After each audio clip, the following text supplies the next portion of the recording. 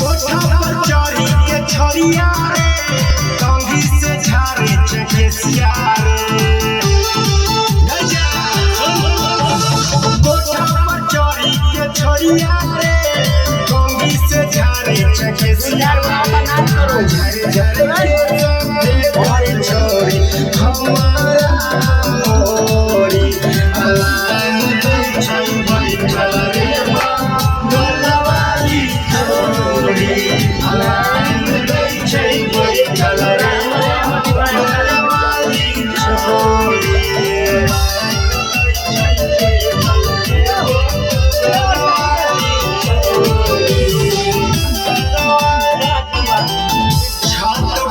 चहिर के छोरी हाथ देखाबै छै के इशारा अपन घर में बजाबै छै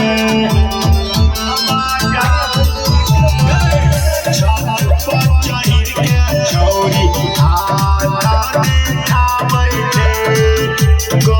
के इशारा